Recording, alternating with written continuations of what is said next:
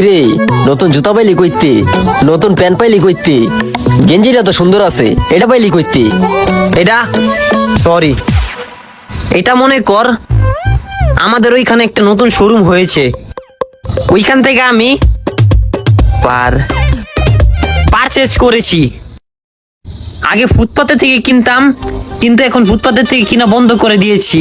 এবার তো বন্ধু আমি তোদের সাথে সবখানে যেতে পারবো, কারণ তোরা তো এর আগে আমাকে অপমান করেছিলি, আমি কষ্ট পেয়েছিলাম অনেক বুকেতে। ওরে শালার রে, তোর তো এখন রিস্কিট লাগে, মনে হয় বড় লোকের একমাত্র ছেলে। হে কেডা রে, দিলি তো শার্টটা নষ্ট কইরা, ময়লা পানি ডি মারছস, দেখ তো কি করছে, মুইতা পানি ডি মাইরা দিছে, গন্ধ কি এটি, শার্টটা পুরো অনেক জায়গায় যাবো কেমনে আমি? আল্লাহ রে, শার্টটা ময়লা হয়ে গেছে। দোস্ত কি শার্টেটা পরে এখন কোনো জায়গায় যেতে পারবি, কোনো আত্মীয়র বাসায় বা কোনো ভাই ব্রাদারের বাসায়?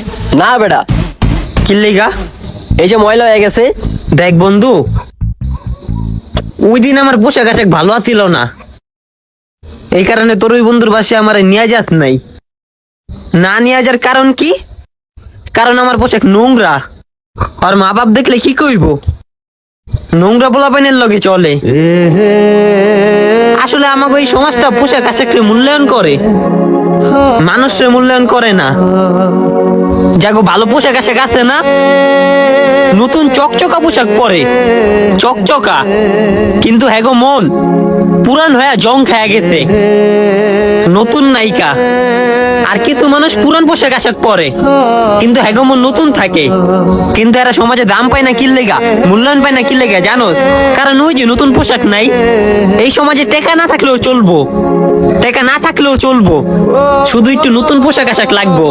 শুন, এই পোশাক কিন্তু নষ্ট হয়ে যাবো গা পুরান কিছু পরলে, আর এই মনটা না ভালো থাকবো যতই পুরান জিনিস পরুক, কিন্তু কিছু মানুষের কথা মনে গাইতা থাকবো।